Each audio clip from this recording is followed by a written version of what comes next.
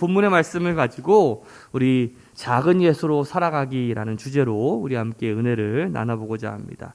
우리가 계속해서 산상수훈의 말씀을 가지고 우리가 함께 계속해서 말씀을 좀 나누고 있습니다. 제가 사실 이 설교를 왜 시작했나라는 부담이 되고 후회가 돼요. 이게 말씀을 이렇게 묵상하고 설교를 준비할 때마다 막 뜨끔뜨끔한 거예요. 이 말씀을 제가 선포하면 저도 그렇게 삶을 살아가야 되잖아요. 근데 어떤 제 안에 있는 어떤 이 말씀과 제 안에 있는 본성과의 어떤 이 괴리감이 느껴지면서 야 정말 이거를 설교를 해도 되나? 라는 정도로 제 마음속에 부담이 있고 좀 뭐랄까 좀 불편함이 있는 것은 사실입니다. 그럼에도 불구하고 하나님의 말씀은 우리가 지키고 또 우리가 따라가야 되는 진리이기 때문에 우리 자신이 우리 성경에 우리의 삶을 맞추고 살아가야 된다라는 것, 어떻게 보면 우리에게 큰 도전이 아닌가라는 생각이 들어요. 어떻게 보면 우리가 좀 힘들고 이 말씀을 지키기가 어렵지만 그래도 우리 이 말씀을 지키고자 하는 또 말씀에 순종하고자 하는 그러한 결단과 또 여러분들의 행동이 여러분들의 삶에 있기를 주님의 이름으로 축복합니다. 오늘 제목부터가 엄청 부담이잖아요. 그렇죠? 작은 예수로 살아가자. 옆 사람한테만 물어보세요. 예수로 살아가십시오. 이렇게 얘기해 보세요. 시작. 그러면 또 이렇게 얘기하는 사람이 있어요. 나보고 십자가를 지란 말이냐? 너나 져라. 이렇게 이야기하실 분들도 있을 텐데 사실 우리가 예수로 살아간다라는 것 참 불편함이 있는 말일지도 모르겠어요. 아니 불편함보다는 큰 부담이 우리 가운데 있겠지요. 하지만 우리가 그리스도인이라는 것은 바로 우리가 작은 예수로 그 삶을 살아간다라는 것 아니겠습니까? 오늘 우리에게 주어진 어떤 우리의 삶이 좀 그렇게 예수님처럼 닮아가는 삶이 될 수 있다면 그것 또한 멋지고 가치 있는 일이 아닐까.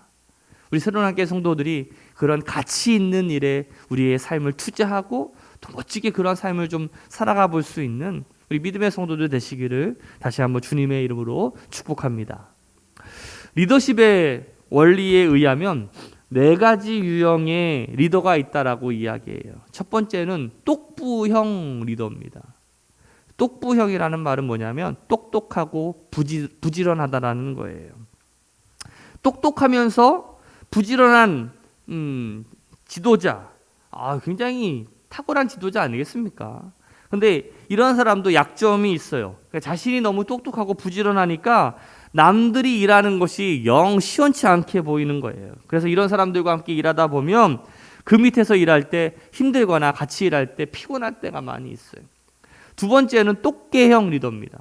똑똑하고 게으른 형이죠. 게으른 것은 나쁜데 이런 유형도 장점이 있어요. 게을러서 일 처리를 잘 못하니까 남의 도움을 받아야 돼요. 그러니까 항상 남을 세워주는 리더가 될 수 있다는 거죠. 그래서 어떤 목적과 비전이 뚜렷하면 굉장히 좋은 리더가 될 수가 있어요. 세 번째는 멍게형 리더입니다. 멍청하고 게으른 유형의 리더예요. 그래서 어디를 가든지 큰 일을 하지 못하지만 사실 이런 사람도 필요합니다. 사실 똑똑하고 부지런한 사람만 있다면 이 사회가 얼마나 삭막할까요? 좀 맹한 사람도 있고 좀 이렇게 놀기 좋아하는 사람도 있어야 분위기도 좋고 또 어떤 그 기쁨도 있는 것 아니겠어요? 네 번째는 멍부형 리더인데 멍청하고 부지런한 리더입니다. 하나 일하면 꼭 2개의 문제, 2개의 일감을 만드는 가장 힘든 리더예요. 이런 리더는 사람들을 실족시키거나 실망시키는 경우가 굉장히 많기 때문에 사실 똑개형, 멍게형 리더는 되어도 멍부형 리더는 되지 말아라 라고 할 정도로 거룩한 목표도 없이 바쁘게만 살면 어떤 일이 일어나냐면 빛을 비추는 인생이 아니라 연기 피우는 인생이 될 수 있어요. 옆 사람한테 한번 물어보세요. 너는 어떤 유형의 리더입니까? 시작. 어느 날 원숭이가 강가를 지나는데 그 강물 속에 있는 그 물고기들이 막 이렇게 헤엄치는 그 모습이 마치 살려달라고 막 허우적거리는 것처럼 보였어요. 그래서 물속에 급히 빨리 들어가가지고 이 물고기들을 그 강 밖으로 막 건져냈습니다. 그런데 나중에 강 밖으로 나와 보니까 물고기들이 다 어떻게 되어 있는 거예요? 다 죽어 있는 거예요. 이 원숭이가 탄식을 합니다. 내가 조금 더 일찍 구조하지 못해서 다 죽었구나. 내가 내일 아침부터는 아침 새벽부터 나가서 이 물고기들을 구해야 되겠다. 이 얼마나 멍청한 부지런함입니까? 열심히 일하는 것보다 더 중요한 것은 바른 목표와 비전을 갖는 거예요. 그래서 속도보다 중요한 것이 뭐라죠? 방향이다라고 이야기하잖아요. 성경은 바로 우리를 올바른 방향으로 인도합니다. 그것이 우리가 신앙생활하고 말씀을 보는 이유예요. 예수님께서 이 땅에 오신 목적도, 그리고 이 산상수훈의 말씀을 하신 목적도 바로 그거예요. 우리를 올바른 그리스도인의 길로 인도하고자 하는 것이지. 우리가 기독교를 가르쳐서 일부에서는 박애주의의 종교다, 무저항주의의 종교다라고 이렇게 평가를 하기도 합니다. 왜 이렇게 부르게 되는 그 가장 큰 이유가 바로 오늘 본문의 말씀 때문에 그래요. 오른밤을 치거든 왼밤도 돌려내라. 오리를 가자거든 십리를 가져라. 속옷을 달라거든 겉옷까지 줘버려라. 어떻게 보면 단순하게 보면 그렇게 보일 수도 있죠. 그런데 구태여 우리가 어떤 주의, 어떤 이름을 붙이자면 우리는 박애주의가 아니라 신앙주의예요. 신앙주의. 하나님주의라는 것이죠. 왜냐하면 우리가 박애를 하고 우리가 무저항을 하는 이유가 누구 때문에 그래요? 하나님 때문에 그러는 거잖아요. 하나님과의 관계에서 하나님 때문에 우리가 참고 인내하는 것이지, 악에 대해서 우리가 무조건 무저항으로 나가는 것은 아니라는 거예요. 오늘 본문의 말씀을 보면 예수님께서 이 예법에 대해서 말씀을 하시고 그리고 그 법에 대해서 새롭게 재해석을 하십니다. 눈은 눈으로, 이는 이로 갚으라라는 것은 예법이거든요. 문자 그대로 이는 이로, 눈은 눈으로 갚으라라는 것은 간단합니다. 예를 들어서 누가 우리 김선혜 집사님의 오른쪽 눈을 때려버렸어요. 멍들었어. 그러면 어떻게 하라는 얘기예요? 똑같이 그 상대방의 가해자의 오른쪽 눈을 때려가지고 똑같이 멍들게 하라는 거예요. 누가 나의 이를 상하게 하거든 똑같은 이를 부러뜨리는 거죠. 상하게 하는 거죠. 근데 이 법은 출애굽기 21장 24절, 또 레위기 21장 20절, 신명기 19장 아주 구약에 나와 있는 전통이에요. 전통적인 법이에요. 그래서 이 법을 가리켜서 라틴어로 레스탈리오니스라고 불러요. 이것까지 기억할 필요는 없지만 이 렉스탈리오니스는 보상적이고도 보수적인 율법이어가지고 그냥 눈은 눈으로, 이는 이로 갚는 것을 말합니다. 간혹 우리가 어떤 성경을 비평적으로 연구하는 분들 가운데 이 바빌로니아의 그 함무라비 법전이 나와요. 이게 가장 오래된 법전이야. 우리 여러분들 그 역사 시간에 공부하신 분들은 그래 기억나는 것 같아 뭔가. 거기에 나오는 문구를 통해서 마치 이 구약이 이 바빌로니아의 함무라비 법전의 영향을 많이 받았다라고 이렇게 연결지어서 설명할 때가 굉장히 많이 있는데, 그런데 이 두 법이 같다라는 것만으로서 서로 어떤 구약이 그 함무라비 법전의 영향을 받았다라고 하는 것은 억측이라고 할 수가 있어요. 한 예로 불교의 팔만대장경에 보면 거기에도 십계명이 나와요. 그러면 그 팔만대장경의 십계명은 우리 구약의 십계명의 영향을 받은 겁니까? 아니면 거꾸로 구약이 그러면 팔만대장경의 그 십계명의 영향을 받은 걸까요? 그렇지 않아요. 사실 이 함무라비 법전과 구약의 내용은 얼핏 보면 비슷한데 굉장히 근본적인 차이가 있습니다. 한 가지 예를 들면 이는 이로 갚으라. 여기 함무라비 법전에는 어떻게 나와 있냐면 신사가 신사의 이를 부러뜨렸을 때에는 그 사람의 이를 부러뜨려라. 또 신사가 신사의 갈비뼈를 부러뜨렸을 때에는 그 사람의 갈비뼈를 부러뜨려라. 그러나 신사가 천한 노동자의 이를 부러뜨렸으면 은 한 입만 줘라 라고 되어 있어요. 어떻게 보면 신사와 노동자를 차별하고 있는 것을 보게 되죠. 그러니까 같은 수준의 사람이라면 똑같은 것을 하게 되는데 신분이 다를 경우에는 이 법을 적용할 필요가 없다라는 거예요. 이것은 어떻게 보면 어떤 차별을 뜻하고 인권에 대한 문제가 들 수가 있죠. 그러나 성경에서는 그렇지 않아요. 성경에서는 높은 사람이나 낮은 사람이나 부한 사람이나 가난한 사람에게 차이를 두질 않아요. 똑같이 신분에 관계없이 이는 이로 눈은 눈으로 갚으라라고 말씀하고 있죠. 그러면 오늘 본문에서 말씀하시고자 하는 그 뜻은 무엇인가? 오늘 주님은 우리에게 큰 도전의 말씀을 우리에게 주고 계십니다. 사실 오늘 말씀의 본문을 보면 부담이 있어요. 누가 우리를 상하게 하면 갑절은 더 복수를 해야 되는데 내가 한 대 맞았어. 그러면 한 대만 때리기보다는 몇 대 때려요? 죽을 때까지 때려요. 그렇죠? 우리 사람의 심리가 그래요. 예를 들어서 저기 있는 능인성원에서 있는 그 스님들이 와가지고 우리 교회를 막 무너뜨리고 담임 목사 저를 막 폭행했어요. 10대 맞았어. 10대. 그럼 여러분도 어떻게 하시겠어요? 맞았나 보다. 그렇지. 맞을 만한 짓을 했나 보지. 우리 목사님이 잘못해가지고 맞을 만한 짓을 했을 거야? 그럴 거예요? 아니지. 그렇죠? 우리 최 집사님을 앞세워가지고 그 옆에 우동근 좌민호를 데리고 우르르 올라가가지고 거기에 있는 주지를 잡아다가 죄송합니다. 뭐 너무 막 과격하게 나갔는데 그렇죠? 그냥 목사님이 10대 맞았으면 100대는 때려주겠지. 동건아, 그렇지? 안 그러네. 끝까지 안 그러네. 그치? 목사님이 맞을 만한 짓을 했을 거야. 우리가 누가 나를 괴롭게 하거나 힘들게 하면 더 복수를 하려고 하는 것이 우리들의 심리 아니겠어요? 왼뺨을 맞으면 오른뺨을 돌려대고 오리를 봐달라는데 심리를 가지고 겉옷까지 달라는데 속옷까지 주고 어떻게 이런 바보처럼 살 수가 있단 말이에요.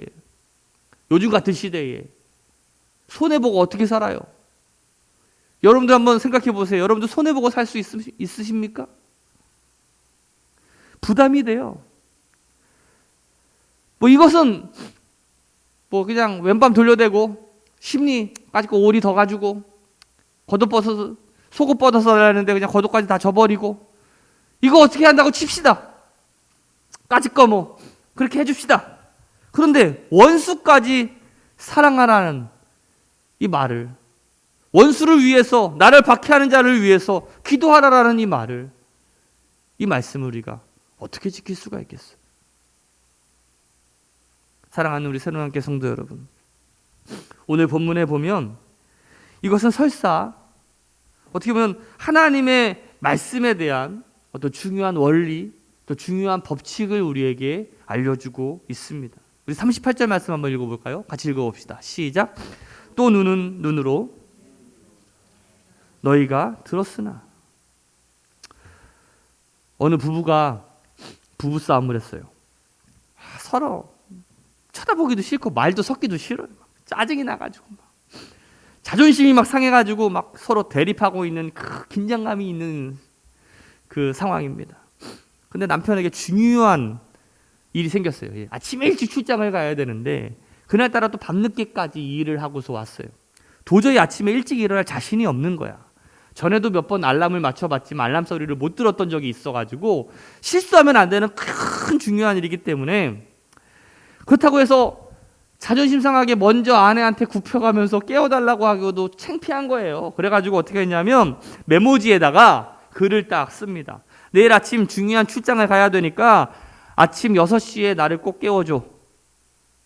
아내가 잘 볼 수 있도록 냉장고에다가 딱 붙여놨습니다.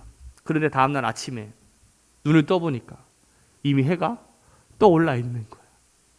시간은 벌써 8시를 넘어가고 있고 뭐 출장이고 뭐고 난리가 났습니다. 너무 화가 나가지고 아내한테 소리칩니다. 내가 아침에 깨워달라고 그렇게 부탁을 했는데 왜 내 말이 들어주지 않는 거냐고 막 소리를 칩니다. 아내는 남편의 얼굴도 쳐다보지도 않고서 이렇게 말합니다. 당신 침대 옆에 가보세요. 침대에 가보니까 남편이 붙여놨던 똑같은 메모지에 이렇게 써 있는 겁니다. 여보, 6시예요. 일어나요. 메모지로 적었으니 메모지로 갚아준다는 거죠. 이는 이, 눈에는 눈. 여러분들, 눈에는 눈, 이에는 이란, 어떻게 보면 동해 복수법이라고 부릅니다. 이 법에 대해서 출애굽기 21장 23절부터 25절 말씀 같이 한번 읽어볼까요? 그러나 다른 해가 있으면 각대 생명은 생명으로, 눈은 눈으로, 이는 이로, 손은 손으로, 발은 발로, 된 것은 된 것으로, 상하게 한 것은 상함으로, 때린 것은 때림으로 갚을지니라. 여러분들, 십계명이 출애굽기 몇 장에 있어요? 20장에 있어요. 21장의 내용은 뭐냐면 십계명 해설판이라고 할 수가 있어요. 그러니까 십계명의 내용들을 어떻게 지켜야 되는지를 구체적으로 설명해 놓은 것이 그 21장 이하의 말씀이라고 할 수가 있는데, 이 말씀을 우리가 깊이 있게 살펴보면 왜 이렇게 말씀을 하셨을까? 바로 이것은 하나님의 사랑을 우리가 깨달을 수 있습니다. 다시 말하면 이 법 속에 하나님의 긍휼이 담겨져 있다는 거예요. 그 이유는 뭐냐면 첫 번째는 이거예요. 이 법은 복수의 제한성을 말해주고 있어요. 가령 우리 자신이 매를 맞았다고 하면 당장 복수하고 싶은 마음이 생겨요. 문제는 한 대 맞았으면 한 대만 때리는 게 아니라 두 대, 세 대, 10대를 때리고 싶은 것이 우리들의 마음이죠. 근데 여기에 하나님이 제동을 거신 거예요. 한 대 맞았으면 반드시 한 대만 때리라는 거예요. 여기에 어떻게 보면 하나님의 공의가 담겨져 있어요. 복수심이란 언제나 내가 당한 그것보다 가중하게 갖고 싶은 욕심이 생겨서 어떻게 보면 작은 싸움이 큰 싸움으로 발전하게 되는 것이거든요. 또한 이것은 어떤 개인적인 복수를 의미하는 것이 아니에요. 한 대 내가 맞았다고 그래가지고 내가 한 대 때리는 것이 아니에요. 이것은 재판장에게 주어진 형법이에요. 그러니까 내가 한 대 맞았으면 고발해서 이 재판장이 그들을 불러가지고 너도 한 대 맞아. 이게 재판장이 시행하는 어떤 형법인 거죠. 어떤 이 형의 한계를 우리에게 규정하고 있다는 거예요. 이것은 개인적인 복수를 하나님께서는 원치 않으신다는 것이죠. 누구도 개인적으로 복수할 권리가 없다는 것을 알려주고 있어요. 내가 맞았다고 해가지고 내가 마음대로 상대방을 때릴 권리가 없다는 거예요. 빼앗겼다고 해가지고 남의 것을 내가 빼앗을 수 있는 권리가 없다는 거죠.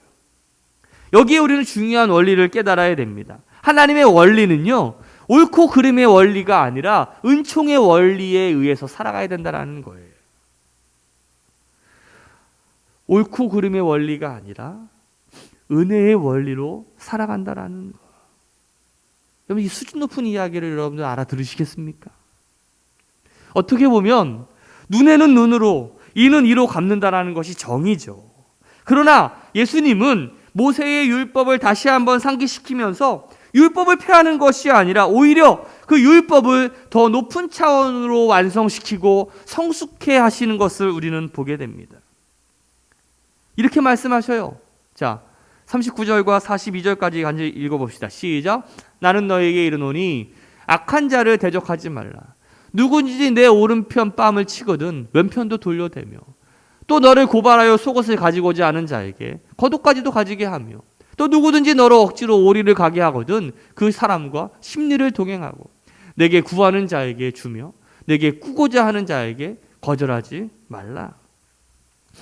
이에는 이, 눈에는 눈이 아니라 오른뺨을 치거든 왼뺨을 돌려대라는 거예요. 이게 예수님의 원리. 이 말씀을 듣고 중국의 유명한 워치만 리의 간증의 이야기가 생각이 났어요. 중국에 예수를 잘 믿는 성도분이 계셨어요. 농사를 짓고 있었는데 이제 자기의 논에 물을 잘 고여놨어요. 그런데 이 부지런한 이분이 근데 물을 잘 고여놨는데 마침 가뭄이 심하게 든 거야. 근데 한밤이 지나고 나면 이상하게 물이 빠져 있는 거죠. 그리고 그 성도의 바로 옆집에, 바로 옆논에 그 물이 이게 가득 차 있는 것을 보게 되는 거예요. 물을 빼간 거죠. 이 성도가 이튿날 이웃에게 가가지고 막 화를 내면서 따지고 사과를 받아냅니다. 그리고 다시 원상태로 돌려놨어요. 당연히 내가 받아놓은 물인데 내 건데 왜 네가 마음대로 뺏어가냐 이거지. 그런데 이튿날 또 물을 빼가는 거예요. 또 화가 나가지고 막 짜증이 나고 막 그냥 또 가서 따져가지고 다시 원상태로 만들어놨어요. 그 다음날 갔더니 또 그러는 거야.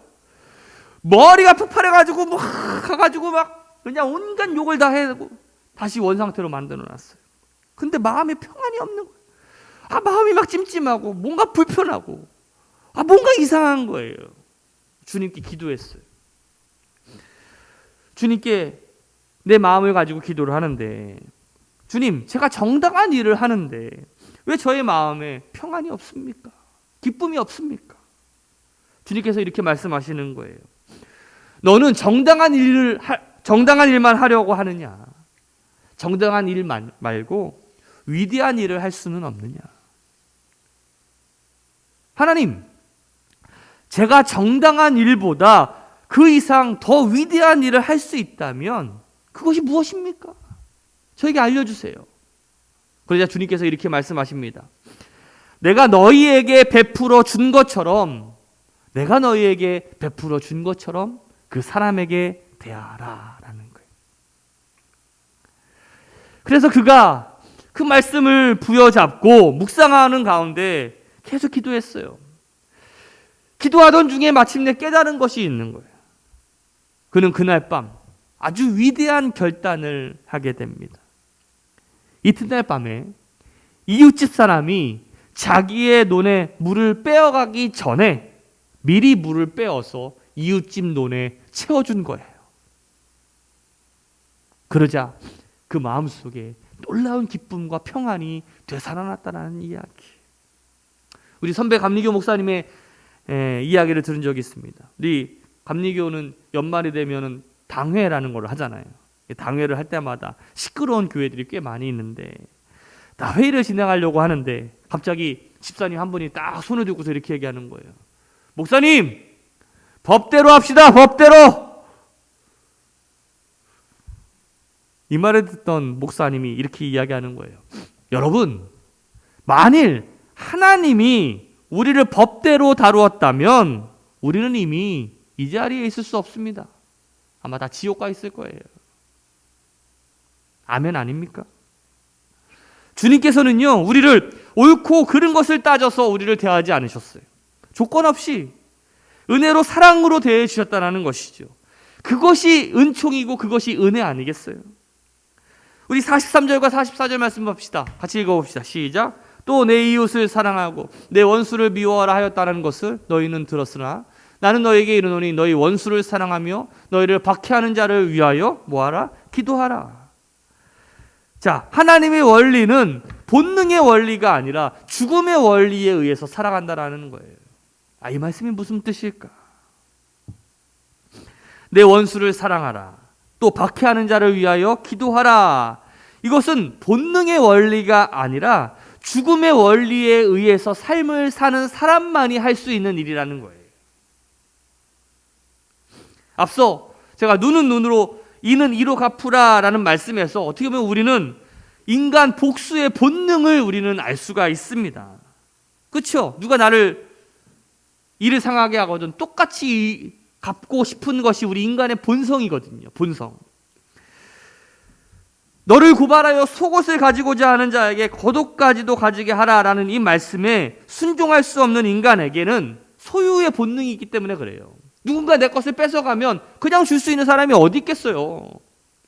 우리는 누구나 가지기를 원하죠. 소유하고 싶고 붙들고 싶고 갖기를 원합니다. 그게 인간의 본성이에요. 본능적으로 나누는 것을 좋아하지를 않아. 예를 들어서 케이크도요. 똑같이 나누는데 왠지 커 보이는 거 더 먹고 싶지 않아요? 그게 우리들의 마음 아니겠어요? 오리를 가거든 심리를 동행하라. 이 말씀도 본능의 원리를 가지고 있는 사람은 절대로 할 수가 없습니다. 왜냐하면 인간은 편리하게 자기 중심적으로 살고 싶은 본능이 있기 때문에 그래요. 어떻게 2배를 가질 수 있습니까? 말도 안 되는 거죠. 근데 사랑하면 돼요. 참 신기하죠. 사랑하면 돼요. 한번 따라 합시다. 사랑하면 됩니다.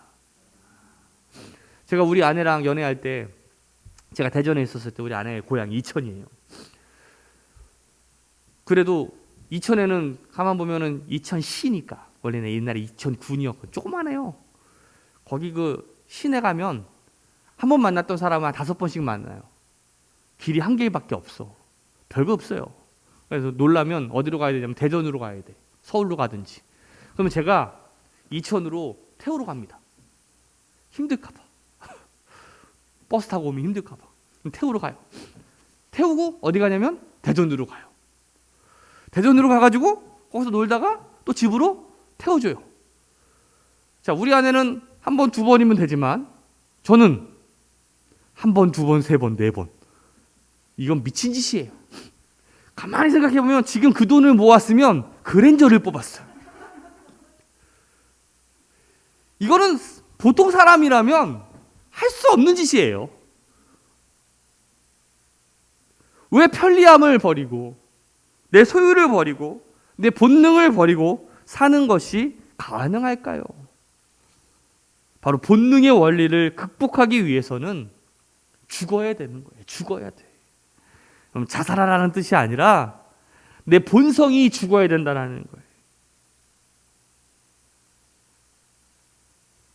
옛 자아가 죽어야 된다는 뜻이에요.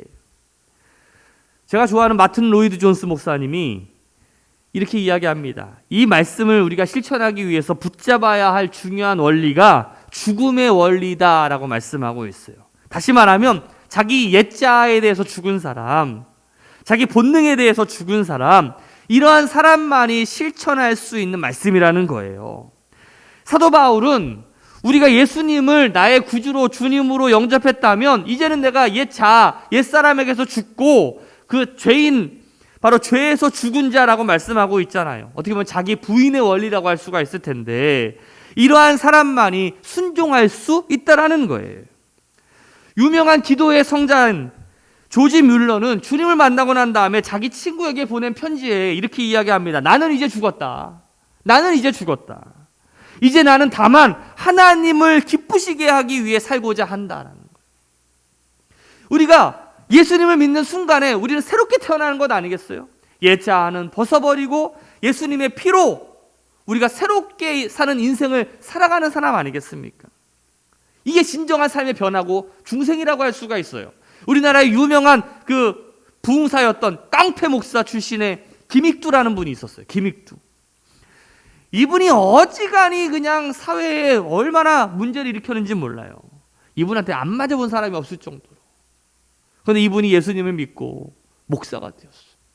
그리고 제일 먼저 한 일이 뭐였냐면 부고장을 돌렸어요. 김익두는 죽었다. 깡패 김익두가 죽었다라는 말을 듣고 사람들이 얼마나 좋아했는지 몰라요. 얼마나 나쁜 짓을 많이 했으면 그렇게 사람들이 좋아했을까. 그런데 그 사람이 죽지 않고 딱 나타나는 거야. 놀라기도 했지만 시험해보고자 물동이를 들고서 물을 그냥 확 부어버렸습니다. 그때 김익두 목사님이 했던 말이 아주 유명하죠. 너는 옛날에 김익두였으면 죽었어. 그러나 내가 죽었기 때문에 너는 감사한 줄 알아라. 사랑하는 새로운학교 성도 여러분들, 우리는 죽었습니까? 살았습니까? 우리 옛 자아가 죽고 우리가 예수님을 믿고 새로운 생명을 얻었다면 이제 우리는 옛사람이 아니라 예수님의 사람입니다.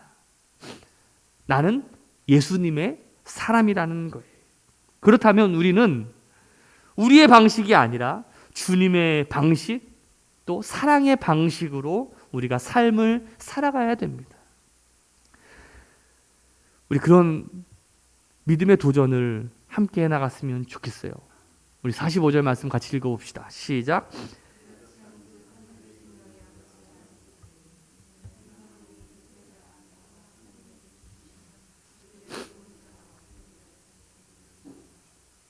제가 만일 하나님이라면 태양을 비출 때 악인에게는 안 비추고 선인에게만 비춰줄 것 같아요. 제가 만일 하나님이라면 비가 내릴 때 악인에게만 비가 막 내리고 선인에게는 비가 안 내리게 할 것 같아요. 그런데 하나님은 그렇게 하지 않으신다는 거예요. 세상 사람들도 자기를 좋아하고 자기를 사랑하고 자기한테 잘하는 사람한테는 어떻게 해요? 잘 대해줍니다. 그건 세리도 그렇게 한다는 거예요. 이방인들도 그렇게 한다는 거예요. 그러나 하나님은 우리에게 한 걸음 더 나아가서 하나님의 원리, 하나님의 법칙을 따라 살아가는 작은 예수가 되기를 원하고 있다는 거죠.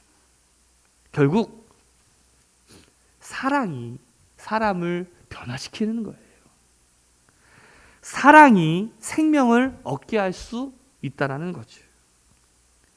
오늘 우리의 삶에 이러한 간증을 남기며 살아가는 우리 믿음의 성도들 되시기를 주님의 이름으로 축복합니다. 한 번밖에 살 수밖에 없는 우리의 일생, 우리 일생 가운데 우리가 사랑해서 사람들을 바꾸게 하고 변화시킨 그러한 우리들의 간증이 우리 삶 가운데 나타나시기를 주님의 이름으로 축복합니다. 작은 예수로 살아가십시오. 기도합시다.